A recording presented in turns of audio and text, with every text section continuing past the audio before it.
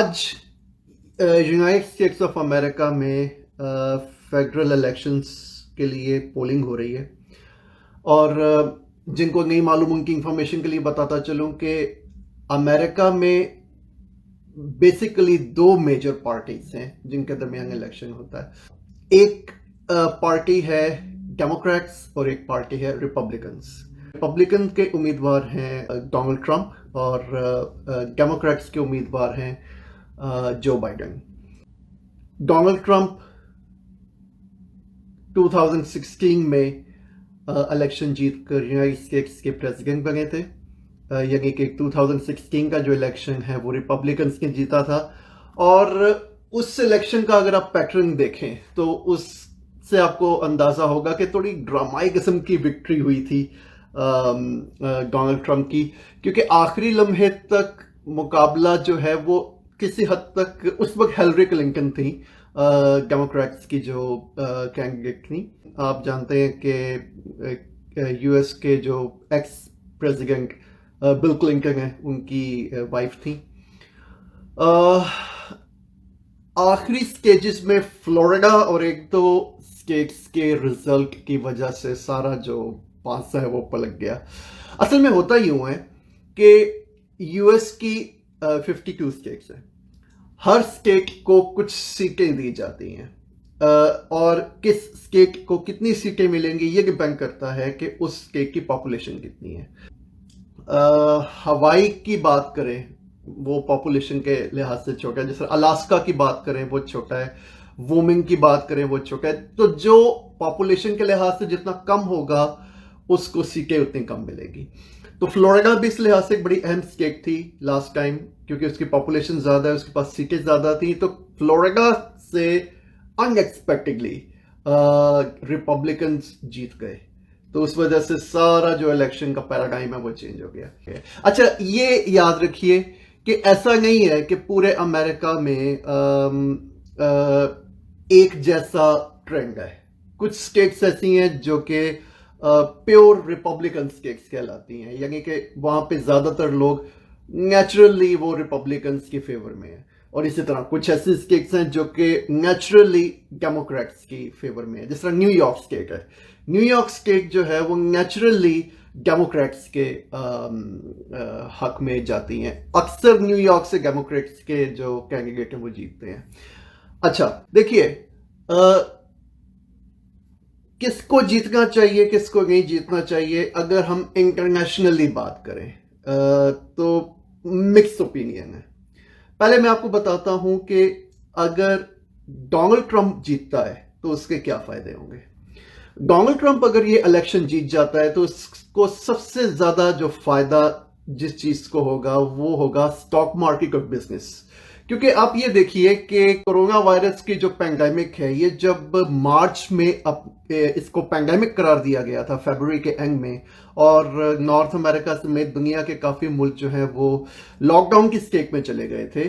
तो उस वक्त जो स्टॉक मार्केट है दुनिया भर में, खासतौर पर अमेरिका में, वो तेजी से गिरी थी। यानी कि आप अंदाजा कर लें कि मुझे याद कि पिछले कितने सालों बाद ऐसा इंसिडेंट हुआ था कि स्टॉक एक्सचेंज जो है, स्टॉक मार्केट जो है वो 15 से 18% गिर गई थी, और वो मतलब सब सर पकड़ के बैठ गए थे कि क्या होगा। कुछ बहुत अनरिलायबल सिचुएशन थी। स्टॉक मार्केट के बारे में जो इल्म रखते हैं वो भी आपको ये बात बताएंगे कि आजकल जो सिचुएशन जा रही है उसमें स्टॉक मार्केट कैसा बिहेव कर रही है या कैसा बिहेव करेगी, इस बारे में कुछ भी नहीं कहा जा सकता। जब 15 to 18% स्टॉक मार्केट गिरी थी तो सबको यही लगा था कि अब जनाब सब कुछ डूब गया, बहुत देर हो जाएगी ये सब रिकवर करने में। लेकिन क्या हुआ, 2 महीने के अंदर अंदर अमेरिकन स्टॉक मार्केट ने जितना नुकसान मार्च में किया था वो जून तक वो सारा नुकसान रिकवर हो चुका था। अब ये कैसे हुआ, इसमें अभी तक सच पूछे तो जो स्टॉक मार्केट के जो एक्सपर्ट्स हैं वो अभी तक इस चीज का दुरुस्त अंदाजा नहीं कर पाए। लेकिन बहरहाल इसमें एक फैक्टर डोनाल्ड ट्रंप का है जिसको इग्नोर नहीं किया जा सकता। डोनाल्ड ट्रंप की जो पॉलिसीज हैं वो प्रो बिजनेस पॉलिसीज हैं।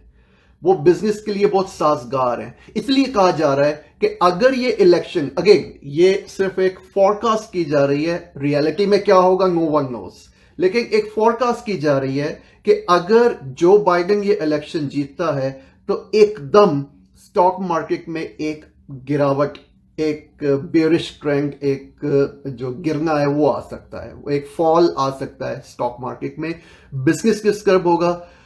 स्टॉक मार्केट ये चाहेगी कि डोनाल्ड ट्रंप इलेक्शन जीते, क्योंकि आजकल की देखिए, अमेरिका दुनिया का कोरोना वायरस के लिहाज से इस वक्त सबसे ज्यादा डिस्टर्ब्ड कंट्री है।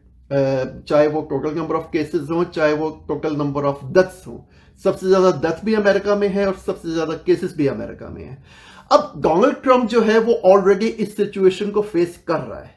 अब डोनाल्ड ट्रंप अगर दोबारा से प्रेसिडेंट बन जाता है तो वो इस पैंडेमिक को लेके अभी तक उसने जो पॉलिसीज बनाई हैं, अच्छी बुरी जैसी भी हैं, लेकिन कम से कम वो पॉलिसीज कंटिन्यू रह सकती हैं, क्योंकि इस वक्त जो कोई भी कंट्री है वो शायद ये अफोर्ड नहीं कर सकता कि बिल्कुल ही कोई नई एडमिनिस्ट्रेशन आए जनाब और नया सब कुछ पॉलिसी हो और मतलब अब अगला आके क्या करेगा, वो बिल्कुल नए रूल्स ले आए मास्क पहनने के, वैक्सीनेशन के, वो क्या करेगा no one knows.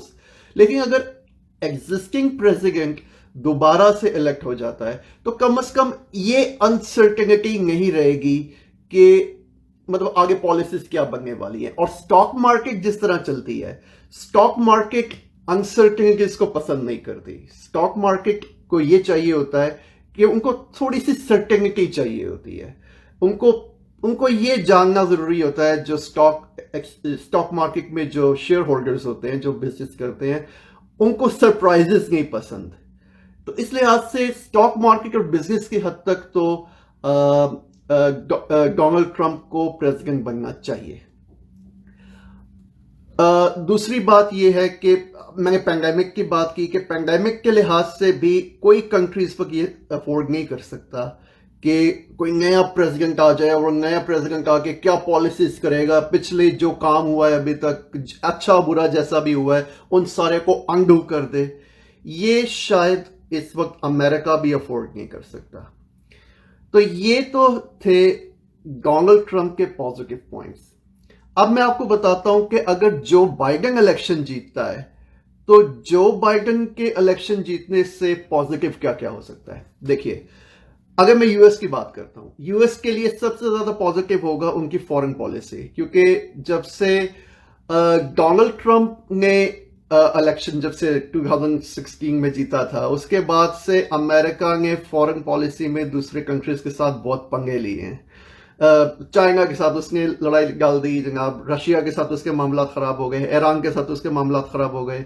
Donald Trump इस हवाले से थोड़ा नोटोरियस हो गया दुनिया भर। कनाडा के साथ उसके प्रॉब्लम्स शुरू हो गए थे, आपको पता है कनाडा के एल्यूमिनियम के साथ उसने टैरिफ की जो है रिस्ट्रिक्शंस लगा दी थी। वो अलग बात है कि इलेक्शन से कुछ देर पहले उसने सिर्फ एक गुडविल के तौर पर वो टैरिफ कम कर दिया, लेकिन जो कि समझदार है उनको पता ही था कि ये सिर्फ एक डिप्लोमेटिक मूव थी। इमिग्रेशन पॉलिसीज के लिहाज से डोनाल्ड ट्रंप, अच्छा ये मैं आपको बता दूं, अमेरिकन जो प्योर, अब ज़ाहिरन जो अमेरिका में जो अरसे से लोग रह रहे हैं, अब उनकी मेंटालिटी या उनकी विशेस की बात की जाए तो डोनाल्ड ट्रंप ने एग्जैक्टली वही किया जो वहां के लोग चाहते थे। इमिग्रेंट्स, अब देखें, मैंने आपको पहले बताया है कि जो न्यूयॉर्क स्टेट है वो डेमोक्रेट्स के लिए बड़ी फेवरेट स्टेट है। क्यों? क्योंकि वहां पे इमिग्रेंट्स ज्यादा हैं न्यूयॉर्क स्टेट में, और डेमोक्रेट्स की जो पॉलिसीज हैं वो इमिग्रेंट्स को फेवर करती हैं। लिहाजा जितने भी इमिग्रेंट्स हैं वो यही चाहेंगे कि डेमोक्रेट्स की गवर्नमेंट आए।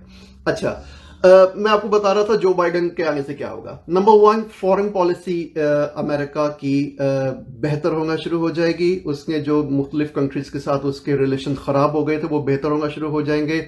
आपको पता होगा कि इन 4 सालों में अमेरिका ने यूनाइटेड नेशन को फंडिंग खत्म कर दी। कहा यह जा रहा है कि अगर जो बाइडेन प्रेसिडेंट बना तो ये सब अंडू हो जाएगा और यूएस जो है वो दोबारा से यूनाइटेड नेशन को फंडिंग करना शुरू कर देगा और फॉरेन पॉलिसी बेटर हो जाएगी। ईरान के साथ ताल्लुकात बेहतर होंगे, चाइना के साथ जो एक टेंशन चल रही है वो बेहतर हो जाएगी।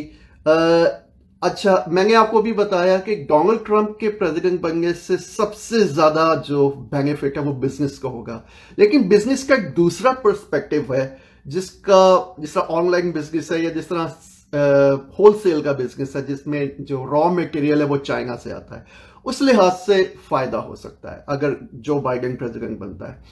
अच्छा, जो बाइडेन के प्रेसिडेंट बनने से एक एक जहां तक हम कह रहे हैं कि ईरान के साथ यूएस के जो टर्म्स है वो बेहतर होंगे, लेकिन दूसरी तरफ यूएस को ये देखना पड़ेगा कि उसके सऊदी अरेबिया के साथ रिलेशंस कैसे होंगे, क्योंकि सऊदी अरेबिया के साथ रिलेशंस और ईरान के साथ रिलेशंस वो वन वे और अनदर चलते हैं। तो अगर यूएस जो है वो ईरान के साथ अपनी टेंशन कम करता है तो फिर यूएस को यह देखना पड़ेगा कि वो सऊदी अरेबिया के साथ अपनी रिलेशन कैसे रखता है, क्योंकि आपको पता है जो यमन में फाइट चल रही है उसमें जो यूएस जो है वो सऊदी अरेबिया का एलाय है। और फिर रशिया के साथ कैसे मामलात होते हैं ये भी देखना पड़ेगा। जो बाइडेन के अच्छा, जो बाइडेन को दो बहुत बड़े चैलेंजेस का सामना करना पड़ेगा, ये आपको कोई भी इस बारे में बता सकता है। जो बाइडेन को दो बड़े चैलेंजेस का सामना करना पड़ेगा। नंबर वन तो ऑब्वियस है, पैंडेमिक, कोरोना वायरस का जो पैंडेमिक है जिससे इस वक्त पूरी दुनिया लड़ रही है।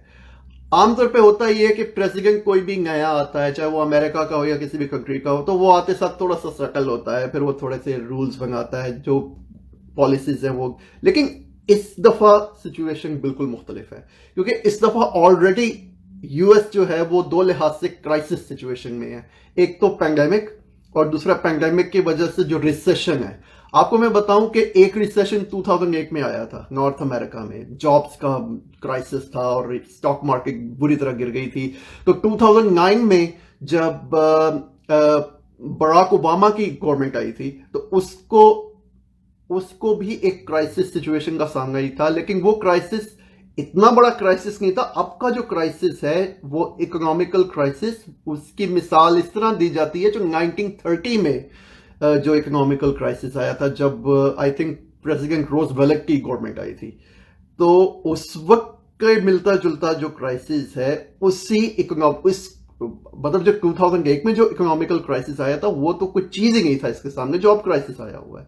तो सबसे पहला जो बाइडेन को जो फेस करनी पड़ेगी चीज वो है पैंडेमिक, कि यूएस को पैंडेमिक के साथ कैसे डील करना है।